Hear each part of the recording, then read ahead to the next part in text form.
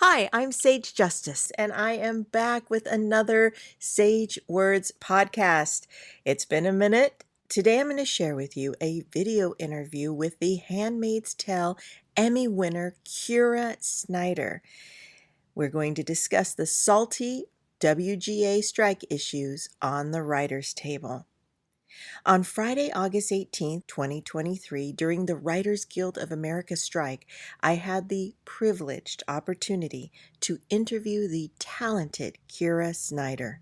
Her esteemed credits include executive producer and writer for the Emmy Award-winning Handmaid's Tale, The 100, Pacific Rim Uprising, Moonlight, and more. As we stood in a puddle of shade during a tolerable Los Angeles heat wave, while on the picket line in front of Amazon Studios, car horns sounded their approval with the occasional accompanying shouts of "Woo!" and "Power to the people!"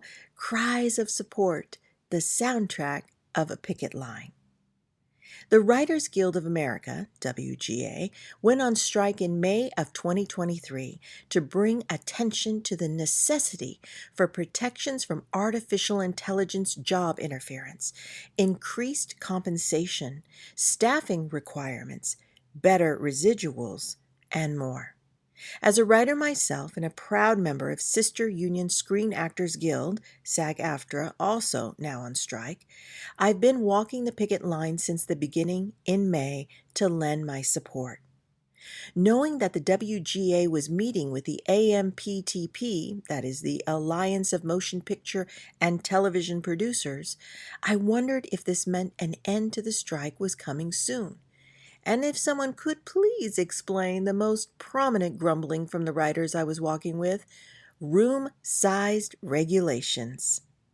Kira was gracious enough to answer all my questions and then some. Please enjoy this 12-minute interview. I'm Sage Justice. I'm here today with Snyder. She's a lot coordinator for the Writers Guild of America West. We're here on the picket lines in front of Amazon, and she's going to tell us a little bit more about one of the questions I think a lot of us are confused by is, what does it mean, the room size regulations? So the room size, so I do encourage people to read the actual guild positions in terms of the details. But broadly speaking, room size is something that affects chiefly TV writing. And I do want to say that other things that are very major right now for our demands include support for feature writers. So weekly pay for screenwriters, guaranteed two-step deals. Those are as important as the things you mentioned, which are all, there's so many things that are broken. There's many things to fix. So with room size, what has happened recently, it started a little bit with the streamers. COVID made it worse, and it's just continued to snowball. Is the companies are reducing the number of writers working on a show. And that has a lot of bad knock-on effects. It means that writers are not getting trained coming up. There's fewer jobs. And to be clear, these are jobs that existed before. We're not asking for something new. We're trying to restore a healthy room size that in the past has always been there. Writers get trained. It's kind of a journeyman system. You learn from the people above you, you learn from the people below you, and you progress up through. That was my path through starting as a staff writer, ending up as an executive producer, which is my level currently. So we're not training the next level of executive producers. They're not learning how to do all the things you need to do in a room. So that's one thing, is just the number of jobs and the training. Part of that also, and it's a separate issue, is keeping writers on during production of a television show. Same thing. There are things that you simply cannot learn as a TV writer producer unless you are involved in the entire process. Just writing the scripts, that's the first step. There's all the things you do in prep. There's all the things you do during production, working with actors and directors and department heads and executives of all kinds. And then you're in post and all the things that come along with that. And the writing happens through that entire process. So when you have a minimum room size, the companies use this as an excuse to basically cut the showrunner loose, and they're basically on their own. So the knock-on effect is not only are writers not getting the experience they need to move up and then to create the shows and be the showrunners of the future, but showrunners are working themselves to bad health. It's a burnout situation, and so when you have writers on during production, again, this is very much the case currently still in broadcast. Streamers and the cable networks have gotten away from this. Keeping writers on during production means that the showrunner has that support. That means those writers are getting trained, and it just keeps the ecosystem healthy, and also keeps the union healthy. Because this is the other little secret: is reduced room size means fewer jobs, means fewer union jobs, means the union is weaker. So, seen through a certain lens, it's a union busting tactic, which is another reason it has to stop. Oh wow, I didn't see that. I didn't realize that, so I really appreciate it. That's a really good understanding. So does that mean, like, if the writers aren't on set and you have showrunners that, let's say there's a last minute edit or they need to change something, the show, who's writing that? Well, that's the thing, is that on a healthy, well-run show where the writers are on production, the showrunner has support of some of their upper-level people, or even just the writer of the episode, to make those changes. Because the showrunner typically needs to be in 3 places at once. They need to be in prep. Well, actually, if the room is still running, they need to be in the room, they need to be in prep, they need to be on set, and they need to be in post. And that's way too much for one person. Yeah. So the good showrunners will delegate. And sometimes they delegate to a handful of upper-level people. Some of the very best showrunners take it as an opportunity to train and educate the writers coming up. So not every writer is going to be great on set. That is not a one-size-fits-all situation at all. But yes, you're exactly right. And things need to change on the day all the time. So production rewriting, which is a very important skill you cannot learn in a room. You have to learn it on set. Yeah. Thank you. Hello, kids. That's an important part of keeping writers through production. Again, it's an adjacent issue to room size, but it is kind of all part and parcel of keeping TV staffs healthy and thriving, and keeping the union healthy and thriving. And is there any way to tie this into our current economical state? Like, do you see this in a way tied into inflation, or just what's happening in general? I'm just trying to bring the story around to how other people are kind of affected by it. Yeah, I mean, what we're seeing is corporate greed breaking, corporate greed and bad business decisions breaking what has been heretofore 100-year, very successful, lucrative business where everyone did well. There was a healthy middle class here in Los Angeles.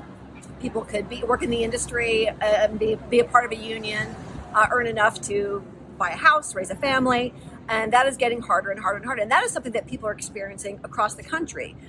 Corporate consolidation, mergers and acquisitions, that is something that everyone is experiencing right now, to the detriment. So, when you find only a handful of companies with very different business interests, driving the business kind of off of a cliff, which is basically what's happened. Yeah. That's why we're out here. That's why we're out here. Well, and can you tell me a little bit more, if you feel comfortable, with your own personal experience? Yeah, absolutely. Yeah. So, executive producer is the level I'm at now.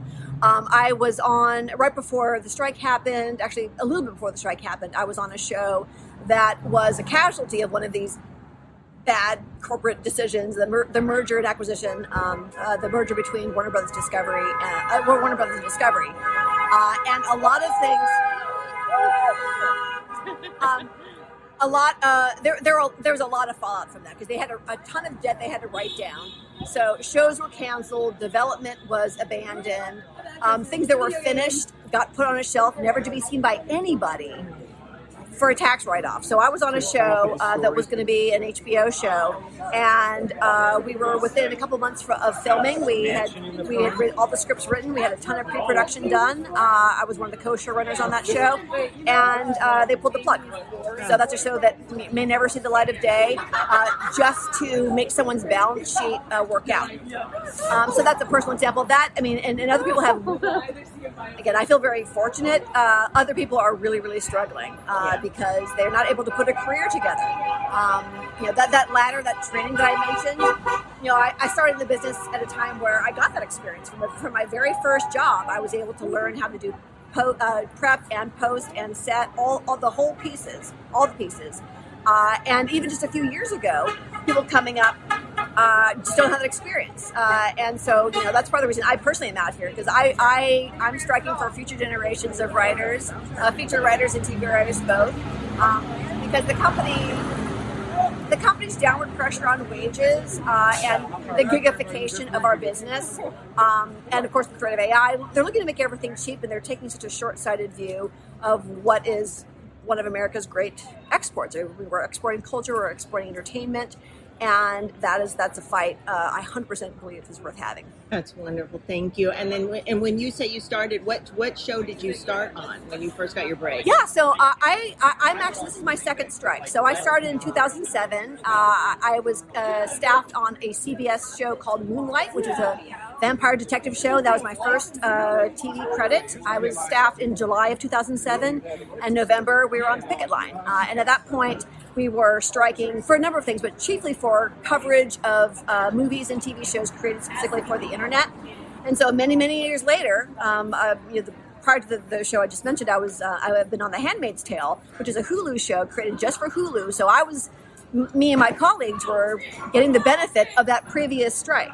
Yeah. So yeah, that was my first show, and I've worked in mostly genre, sci-fi, fantasy, action since then. Thank you. And then one last question. I know, like with Screen Actors Guild, one of the contentions is that you have to earn, around $26,000 to qualify for your health insurance. Is there something equivalent to that with the Writers Guild? There is, and again, this is part of the reason why the fight that we're in right now is existential, is because between room size, which means fewer jobs, short orders, which means fewer episodes, all this translates to fewer jobs. People are not able to work enough to put together a year. There's a similar minimum for Writers Guild to make your insurance, and this is the heartbreaking truth of it, where lots and lots of writers have not been able to put their year together in terms of making that. So people are falling out of their health insurance and having to get COBRA. It's a very much a real thing. So, and people are making life decisions like, do I still want to be in this business?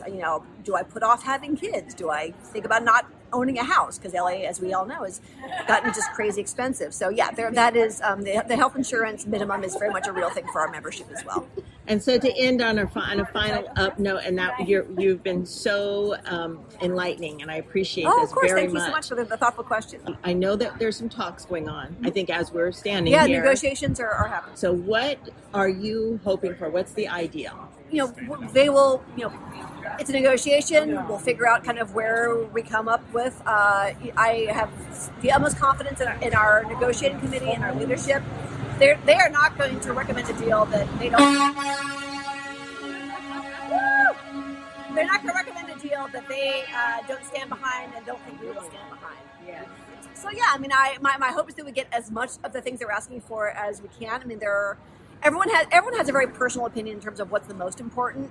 I think you hit on the ones that I agree are most important, and I would add the feature writer issues there as well, because feature writing, some of the things they've experienced for a long time, is what's happening to TV now. It's the depowering of the writer showrunner. They're kind of trying to use a bit of a feature model where the writers are kind of disposable. They come on, they write, they go. So I would love to see those feature proposals in the final deal, and if not, we'll keep fighting. I have to mention, I am running for the board of directors for the Writers Guild, and that's something that's very important to me, is supporting all writers, really strengthening that pipeline. So that's feature writers, that's making sure our younger members, our newer members are supported as they come in. I am eager to see what the negotiating committee comes back with. But the topics you mentioned, room size, writers through production, AI is crucial, and you could tell the things that the companies think are important, because those are the things they refuse to engage on, both with us and with SAG. So those ones, putting guardrails around those issues, that's what we need to have happen. Well, thank you so much. I hope that you get that position. It's obvious that you care. It's obvious that you're educated, and I really appreciate your time. Thanks so much for the thoughtful question, Sage. So nice speaking with you. All right, you too, Kira. Thanks. Kira is running for a 2023 seat on the WGA West Board of Directors, and we wish her the best of luck. It's obvious that she has acquired a wealth of experience and is a great representative for the Writers Guild of America. Many thanks to Kira Snyder for taking the time to speak with the Sage Words podcast. Sage Justice, author of Sage Words Freedom, Book 1, available on Amazon. My career has spanned 4 decades as an activist, performing artist, and writer who's worked in film, television, and theater. My purpose in life is to infuse empathy, wisdom, integrity, and humor whenever possible into universal challenges. I believe in the power of unity and the resilience of the human spirit. An extended biography can be found at sagewords.org, monthly articles at sagejustice.substack.com, podcasts here, and you can find me on Instagram at sagewords2027.